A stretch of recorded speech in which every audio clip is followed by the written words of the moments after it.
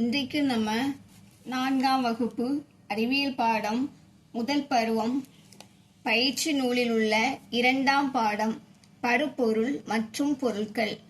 பருப்பொருள் கொடுக்கப்பட்டுள்ள பொருட்களை மூலப்பொருட்களுடன் இணைக்க. அதாவது கீழே கொடுக்கப்பட்டுள்ள பொருளிலிருந்து செய்யப்பட்ட பொருட்கள் மேலே இருக்கின்றன. நம்ம இப்போ மேட்ச் பண்ணுறோம்.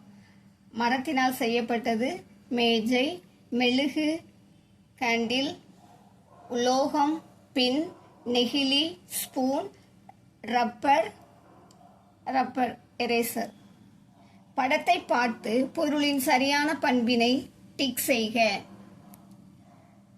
அதாவது இப்போ இந்த ரெயின் கோட் நீர் புகுமா நீர் புகாதா, அதுக்கு நம்ம டிக் பண்ண போறோம். இது நீர் புகாது, அந்த பாக்ஸ்ல நம்ம டிக் பண்றோம். கண்ணாடி கொடுத்துருக்காங்க. பளபளப்பானதா மங்கலானதா? பளபளப்பானது, அதில் டிக் பண்ணியிருக்கோம். இது சொரசொரப்பானது, இதில் டிக் பண்ணியிருக்கிறோம். மென்மையானது டிக் பண்ணியிருக்கிறோம். செங்கல் கடினமானது டிக் பண்ணியிருக்கிறோம். உனக்கு தெரிந்த ஒரு சில பொருட்களையும் அவற்றை தயாரிக்க தேவைப்படும் மூலப்பொருட்களையும் பட்டியலிடுக. பொருட்கள்: புத்தகம், அதுக்கு மூலப்பொருள் காகிதம், செங்கல், களிமண், சாக்பீஸ், சுண்ணாம்புத்தூள், மெழுகுவர்த்தி, மெழுகு, அழிப்பான், ரப்பர், குறிப்பேடு, காகிதம். அடுத்து ஒளி புகும் பொருட்களை மட்டும் கோடிட்டு இணைக்க. டார்ச் லைட்லேருந்து ஒளி புகக்கூடிய பொருட்கள் தூய நீர், கண்ணாடி, இந்த ரெண்டையும் மட்டும் இணைச்சிருக்கோம். அதில் தான் ஒளி புகும். அடுத்து ஒளி புகா பொருட்களை மட்டும் கோடிட்டு இணைக்க. டார்ச் லைட்லேருந்து ஒளி புகாத பொருட்களை மட்டும் நம்ம மேட்ச் பண்ணுறோம். பகடை, ஆப்பிள். கீழ்காணும் அட்டவணையில் பொருளின் தன்மைக்கு ஏற்ப உரிய இடத்தில் tick குறியிடுக.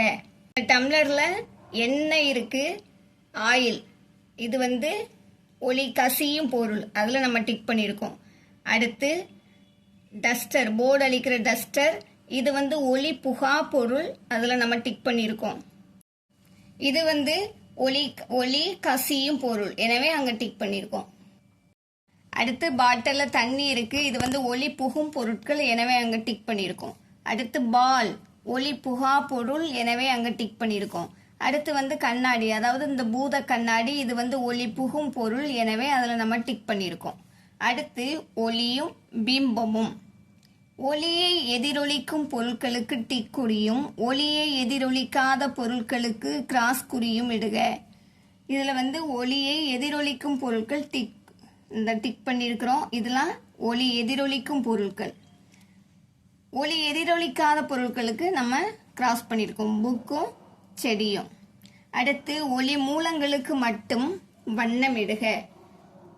Bulb, torch light, Sun, சூரியன், இந்த 3 ஒளி மூலங்கள், எனவே இங்க இந்த கலர் பண்ணியிருக்கிறோம். அடுத்து வலதடி மதிப்பீடு. சரியான விடையை தேர்ந்தெடுத்து நிழலிடுக. அழிப்பான் எதிலிருந்து தயாரிக்கப்படுகிறது? விடை ரப்பர். உன்னுடைய புத்தக பையில் உள்ள பொருட்களில் காகிதத்தால் செய்யப்பட்டவை டேஸ். விடை புத்தகமும் குறிப்பேடும். தவறான இணையை கண்டுபிடி. விடை செங்கல், அதனுடைய மூலப்பொருள் ரப்பர் கொடுத்திருக்காங்க. ரப்பர், அதாவது இது தவறான இணை. முத்துவின் கைகளில் ஒரு பொருள் உள்ளது, அதை அவனால் வெட்டவும் முடியவில்லை, வளைக்கவும் முடியவில்லை. அது என்னவாக இருக்கும்? விடை இரும்பு கம்பி. எண்ணெயில் நனைக்கப்பட்ட காகிதம் ஓர் டேஸ். விடை ஒளி கசியும் பொருள். மார்கழி மாதம் ராஜா தன் தந்தையுடன் அதிகாலையில் நடைபயிற்சிக்கு சென்றான்.